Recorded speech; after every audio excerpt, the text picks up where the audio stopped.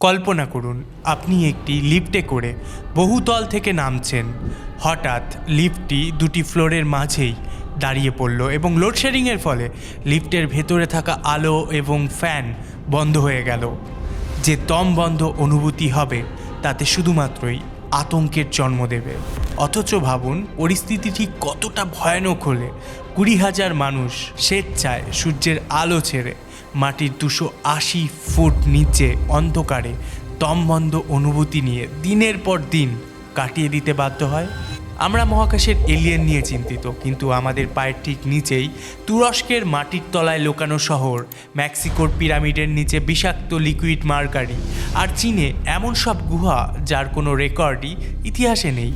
মাটির গভীরের এই জগৎ কি আমাদের কোনো সাবধানবাণী দিচ্ছে, নাকি আজও কেউ সেখানে আমাদের যেতে বাধা দিচ্ছে? চলুন আজকে অদ্ভুত দশের এই ভিডিওটিতে সেই মাটির নিচের নিষিদ্ধ দরজাই খোলা যাক। বন্ধুরা, মাটির নিচে একটি লোকানো বা গোপন পৃথিবীর প্রথম শক্ত প্রমাণ 1960-এর দশকে তুরস্কের সামনে এসেছিল। ক্যাপাডোসিয়াতে একজন ব্যক্তি তার বাড়ি মেরামত করতে গিয়ে একটি দেওয়াল ভাঙেন এবং সে দেখলেন দেওয়ালের পেছনে কোনো ইট নেই, রয়েছে একটি সুড়ঙ্গ।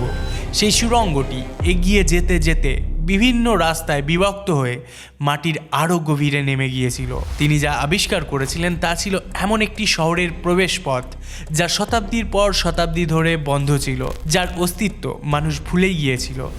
আজ আমরা এই জায়গাটিকে দেরিন কুয়া নামে চিনি। এটি মাটির নিচে প্রায় 280 ফুট গভীরতায় অবস্থিত এবং এখনও পর্যন্ত প্রাপ্ত তথ্য অনুযায়ী 18টি স্তর বা লেভেল পর্যন্ত বিস্তৃত। প্রত্নতাত্ত্বিকদের ধারণা যে এখানে এক সময়ে 20,000 মানুষ বাস করতে পারত, যেখানে পরিবার, গবাদি পশু, খাবারের ভাণ্ডার এবং জলের জন্য জায়গাও ছিল। কার্যত এটি একটি ছোট শহরের সমান ছিল, কিন্তু পুরোপুরি মাটির নিচে লুকানো। এর গঠন এবং নকশা বেশ বিস্ময়কর। সরু রাস্তাগুলো বড় বড় সাধারণ হলরুমে গিয়ে খোলে, গোল পাথরের দরজা যার মধ্যে কয়েকটি ওজন 8 টন। ভেন্টিলেশন শ্যাফট বা বায়ু চলাচলের পথগুলো অনেকগুলো স্তর বা লেভেল দিয়ে অতিক্রম করে তাজা বাতাস পৌঁছে দিত। এই শ্যাফট এত গভীর যে আধুনিক কোনো বহুতল ভবনকে উল্টে দিলেও তার সমান হবে না। এখানে কুয়ো ছিল যা থেকে জল তোলা হতো। স্টোরেজ রুম বা ভাণ্ডার, রান্নাঘর এবং ছোট ছোট চ্যাপেল বা উপাসনালয় সব কিছুকেই পাথর খোদাই করে নির্মাণ করা হয়েছিল। দেরিন কুয়া তাড়াহুড়া করে খোঁড়া কোনো অস্থায়ী আশ্রয় কেন্দ্র ছিল না। এটি ছিল পুরোপুরি সক্রিয় একটি শহর যা মাটির নিচে দীর্ঘ সময় ধরে জীবন টিকিয়ে দেওয়ার জন্য রীতিমতো ইঞ্জিনিয়ারিং করে তৈরি করা হয়েছিল। কিন্তু এটি কিভাবে তৈরি করা হয়েছিল তা এখনও একটি রহস্য।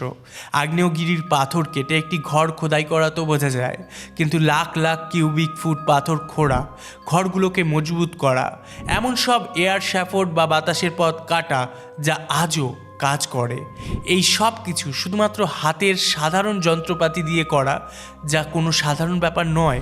প্রত্নতাত্ত্বিকদের মতে এই মাটির নিচের শহর 100 খ্রিস্টপূর্বাব্দে, অর্থাৎ আজ থেকে প্রায় 2100 বছর আগে খোঁড়া হয়েছিল। যদি সেটাই হয় তাহলে ভেন্টিলেশন শ্যাফোল্ডের নিখুঁত পরিমাপ এবং এত বড় পরিমাপে পাথর সরানো সেই সময়ের যন্ত্রপাতি দিয়ে তো প্রায় অসম্ভব। আধুনিক ইঞ্জিনিয়াররাও স্বীকার করেছেন যে আজও এমন কাঠামো কাটা এবং টিকিয়ে রাখা একটি অনেক বড় চ্যালেঞ্জ হবে। তাই প্রশ্ন ওঠে, এই চ্যালেঞ্জিং কাজ সেই সময় কেন করবার প্রয়োজন হয়েছিল? এর সাধারণ ব্যাখ্যা হলো যে এটি একটি আশ্রয়স্থল হিসাবে কাজ করত। ইতিহাসে দেখা যায় যে ক্যাপাডোসিয়াতে বারবার হামলা হয়েছে, যা পার্সিয়ান, বাইজেন্টাইন এবং মঙ্গলরা করেছিল। আর মাটির নিচে অদৃশ্য হয়ে যাওয়ার ক্ষমতা একটি শক্তিশালী প্রতিরক্ষা ব্যবস্থা। এই দৃষ্টিকোণ থেকে দেখলে দেরিন কুয়া একটি বড় বাংকার ছিল, এমন একটি জায়গা যেখানে হাজার হাজার মানুষ মাটির উপরের বিপদ থেকে রক্ষা পাওয়ার জন্য অপেক্ষা করতে পারত। কিন্তু এই ব্যাখ্যা এই প্রশ্নের উত্তর দেয় না যে যদি উদ্দেশ্য শুধুমাত্র কিছু মানুষের জন্য আশ্রয় নেওয়াই হতো, তবে এখানে উপাসনালয় বা পানশালা কেন তৈরি করা হয়েছিল? অর্থাৎ উদ্দেশ্য যাই হোক না কেন, এটি অস্থায়ী কোনো আশ্রয়স্থল ছিল না। কিছু গবেষক বলেছেন যে পাথরে খোদাই করা ধর্মীয় স্থানগুলো আধ্যাত্মিক গুরুত্বের দিকেও ইঙ্গিত করে। আবার কারো কারো মতে দেরিন কুয়া স্তরে স্তরে প্রজন্মের পর প্রজন্ম ধরে তৈরি হয়েছিল। দেরিনকুয়া 1960-এর দশক পর্যন্ত অজানা ছিল।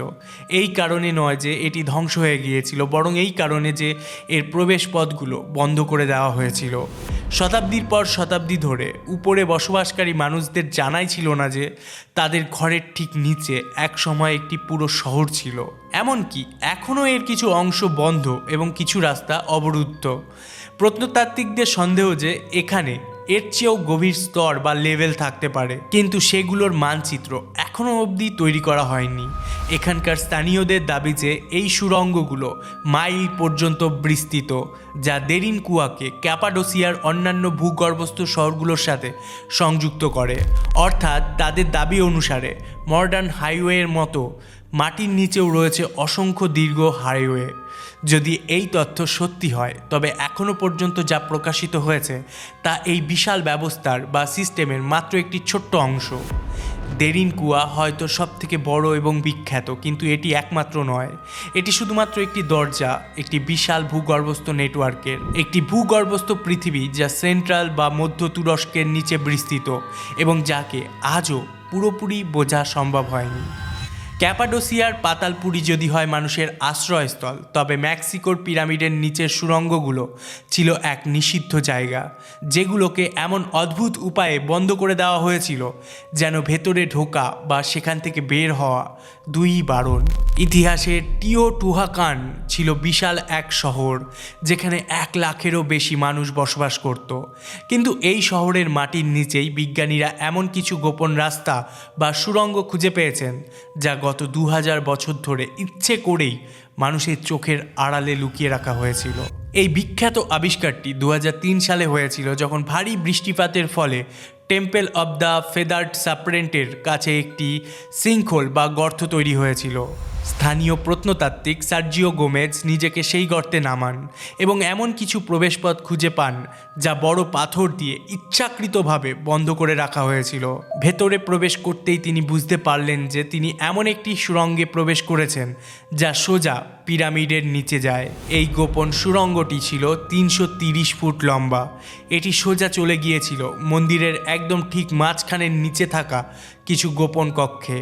প্রত্নতাত্ত্বিক গোমেজ এবং তার দল সেখানে যা দেখলেন তা শুধু অবাক করার মতো কোনো স্থাপত্যই ছিল না, বরং এমন এক রহস্য ছিল যা আজও বিজ্ঞানীদের ভাবিয়ে তোলে। তারা দেখলেন সুড়ঙ্গটি খালি নয়, সেখানে দেবতার উদ্দেশ্যে সাজিয়ে রাখা ছিল হাজার হাজার দামি উপহার, জেড বা সবুজ রঙের দামি পাথর, ঝিনুক, উন্নত মানের মাটির পাত্র এবং অদ্ভুত দেখতে সব মূর্তি। সব মিলিয়ে যেন এক বিশাল গুপ্তধন লুকিয়ে রাখা হয়েছিল মাটির নিচে। তবে সব থেকে বড় চমকটি ছিল ওই বন্ধ কুটিরগুলোর ভেতরে, যেখানে মেঝেতে ছড়িয়েছিল প্রচুর পরিমাণে লিকুইড মার্কারি বা তরল পারদ, যা আলো পড়লে জলের মতো চকচক করছিল। কিন্তু প্রশ্ন হলো, প্রাচীন যুগের মানুষেরা কেন অনেক কষ্ট করে খনি থেকে এই বিষাক্ত এবং দুর্লভ জিনিস তুলে এনে মাটির নিচে লুকিয়ে রেখেছিল? এতদিন মনে করা হতো আমেরিকার প্রাচীন সভ্যতায় পারদের ব্যবহার ছিল না, কিন্তু এই আবিষ্কার ইতিহাস বদলে দেয়। গবেষকদের ধারণা, অন্ধকারে এই চকমকে পারদকে হয়তো পাতালপুরীর নদী বা মৃত্যুর জগতের সীমানা হিসাবে তৈরি করা হয়েছিল। আবার অনেকে মনে করেন তারা মাটির নিচে মহাবিশ্বের মতো একটি পবিত্র পরিবেশ তৈরি করেছিলেন, যেখানে বিশেষ কোনো আচার অনুষ্ঠান পালন করা হতো। এই সুড়ঙ্গের ইঞ্জিনিয়ারিং রহস্যকে আরও বাড়িয়ে দেয়। সুড়ঙ্গের দেওয়ালে খুব যত্ন করে পাইরাইট এবং হেমাটাইট পাথরের গুঁড়ো, মানে বিশেষ ধরনের খনিজ পদার্থের গুঁড়ো লাগিয়ে রাখা হয়েছিল। ফলে মশালের আলো পড়লেই মনে হতো মাটির নিচে যেন এক তারায় ভরা আকাশ জ্বলজ্বল করছে, যেখানে কিছু চকচকে বল বা গোলকও পাওয়া গেছে, যেগুলো সম্ভবত গ্রহ বা নক্ষত্রের প্রতীক ছিল। তুরস্কের দেরিনকুয়া ছিল মানুষের বাঁচার আশ্রয়স্থল, কিন্তু মেক্সিকোর এই জায়গাটি ছিল সম্পূর্ণ ভিন্ন। এটি ছিল মাটির নিচে তৈরি করা এক সাজানো জগৎ, যেখানে পুরোহিত আর রাজারা অন্ধকারে নেমে আসতেন মহাবিশ্বের সৃষ্টির রহস্য অনুভব করতে এবং দেবতার সাথে কথা বলতে। কিন্তু অদ্ভুত ব্যাপার হলো, প্রাচীনকালেই বড় বড় পাথর ফেলে এই সুড়ঙ্গটিকে চিরতরে বন্ধ করে দেওয়া হয়েছিল। যারা এটি বন্ধ করেছিল তারা নিশ্চিত করতে চেয়েছিল যেন ভবিষ্যতে আর কখনোই কেউ এই নিষিদ্ধ জগতে প্রবেশ করতে না পারে, ফলে প্রায় 2000 বছর ধরে এখানে প্রবেশ বন্ধ ছিল। একবার ভেবে দেখুন, সেই প্রাচীন যুগে কোনো আধুনিক যন্ত্রপাতি ছাড়া এই কাজ করা কতটা কঠিন ছিল।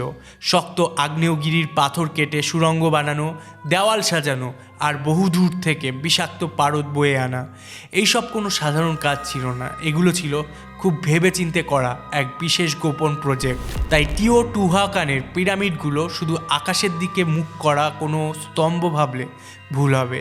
এগুলো আসলে ছিল পাতালে যাওয়া গোপন দরজা। মাটির ওপরে ছিল সবার জন্য খোলা এভিনিউ আপডেট, মানে মৃতের রাস্তা। কিন্তু মাটির নিচে, যেখানে তারা বানিয়েছিল নদী, নক্ষত্র আর মহাবিশ্বের এক নিজস্ব জগৎ, যা সাধারণ মানুষ কোনোদিনই চোখেই দেখেনি। অর্থাৎ এই সভ্যতার রূপ ছিল দুটি, বাইরে একরকম আর ভেতরে আরেক রকম। এতেই বোঝা যায় তাদের কাছে ক্ষমতা দেখানোটাই সব ছিল না, বরং কিছু জিনিস গোপন রাখাটা ছিল তার চেয়েও বেশি জরুরি। পেরুর আন্দিজ পর্বতমালায় চাবিন্দি ওয়াল্টার জায়গাটি আপাত দৃষ্টিতে সাধারণ পাথরের মন্দিরের মতোই মনে হয়, কিন্তু মাটির নিচে এর আসল রূপ দেখলে আপনার গা শিউরে উঠবে। এখানকার সুড়ঙ্গগুলো মানুষ থাকার জন্য বা রাজাদের লোকানোর জন্য বানানো হয়নি। এগুলো তৈরি করা হয়েছিল মানুষের অস্তিত্ব বা ব্রেনকে হ্যাক করার জন্য। হ্যাঁ, আপনি ঠিকই শুনেছেন, প্রত্নতাত্ত্বিকেরা একে বলেন এক অদ্ভুত গোলকধাঁধা। এখানকার ইঞ্জিনিয়ারিং এমনভাবে করা হয়েছে যাতে আলো এবং শব্দ মানুষের সেন্স বা অনুভূতিকে গুলিয়ে দেয়। কল্পনা করুন, আপনি এমন এক সুড়ঙ্গে হাঁটছেন যা এতটাই সরু যে দম বন্ধ হয়ে আসছে। হঠাৎ সেই পথ গিয়ে মিশল বিশাল এক অন্ধকার ঘরে, যেখানে আপনি ছোট একটা শব্দ করলেও মনে হবে সেই শব্দ সব দিক থেকে আপনার দিকে ফিরে আসছে। অর্থাৎ পুরো জায়গাটি ছিল একটি বিশাল ইকো চেম্বার বা প্রতিধ্বনি তৈরির যন্ত্র। 1992 সালের কথা। চীনের একদল কৃষক ঠিক করলেন গ্রামের একটি পুরনো পুকুরের জল সেচে ফেলবেন। সবাই ভাবতো ওটা সাধারণ কোনো গর্ত, কিন্তু জল কমার পর যা দেখা গেল তাতে সবার চোখ কপালে উঠল। পুকুরের নিচে কাদা মাটির বদলে বেরিয়ে এলো বিশাল এক গুহার দরজা। এরপর একে একে প্রায় 2 ডজনেরও বেশি এমন বিশাল গুহা খুঁজে পাওয়া যায়, যার নাম দেওয়া হয় লংইউ কেভস। এগুলো কোনো প্রাকৃতিকভাবে তৈরি গুহা নয়, বরং মানুষের হাতে খোদাই করা। এই গুহাগুলোর বিশালতা অবাক করার মতো। এক একটি গুহা 100 ফুট পর্যন্ত উঁচু এবং এতটাই বড় যে ভেতরে একটি আস্ত বিমান রাখা যাবে। বিজ্ঞানীরা হিসাব করে দেখেছেন এই গুহা বানাতে প্রায় 10 লক্ষ কিউবিক মিটার পাথর কেটে সরাতে হয়েছিল। আধুনিক টেকনোলজি ছাড়া এই কাজ করা এক কথায় অসম্ভব। সবথেকে বড় রহস্য হলো চীনের ইতিহাসে এর কোনো রেকর্ডই নেই। প্রাচীন চীনেরা ছোটোখাটো সব ঘটনা লিখে রাখত, অথচ এত বড় এক স্থাপনার যেখানে 10 লক্ষ কিউবিক মিটার পাথর কেটে সরাতে হয়েছিল, এই কথা তারা কেন লেখেননি? কেউ কেউ বলেন এগুলো পাথরের খনি ছিল, কিন্তু গুহার দেওয়ালের নকশা করা বাটালির দাগ প্রমাণ করে এই গুহাগুলোকে যত্ন করে বানানো হয়েছিল। এটি কোনো সাধারণ পাথরের খনি নয়। আর গুহার ভেতরটা একদম খালি, কোনো ভাঙা পাথরও নেই। মনে হয় যেন কোনো এক অজানা সভ্যতা এগুলিকে বানিয়ে ইচ্ছে করেই নিজেদের অস্তিত্ব মুছে দিয়ে চলে গেছে। মাটির নিচে সব সময় মানবজাতি তাই লুকিয়েছে, যা সব থেকে গুরুত্বপূর্ণ। শহর, অস্ত্র বা হয়তো এমন সব গোপন রহস্য যা জানার আমাদের অনুমতি নেই, তারা যেন অন্ধকারে দাফন হয়ে আছে, অপেক্ষা করছে যে কেউ তাদের খুঁজে বের করবে। আশা করি অদ্ভুত দশের এই ভিডিওটিকেও আপনারা প্রচুর লাইক এবং শেয়ার করে চ্যানেলটিকে এগিয়ে নিয়ে যেতে সাহায্য করবেন, কারণ এমন ভিডিওর খোঁজ মানেই অদ্ভুত দশ। সর্বশেষে সুস্থ থাকুন, আনন্দে থাকুন।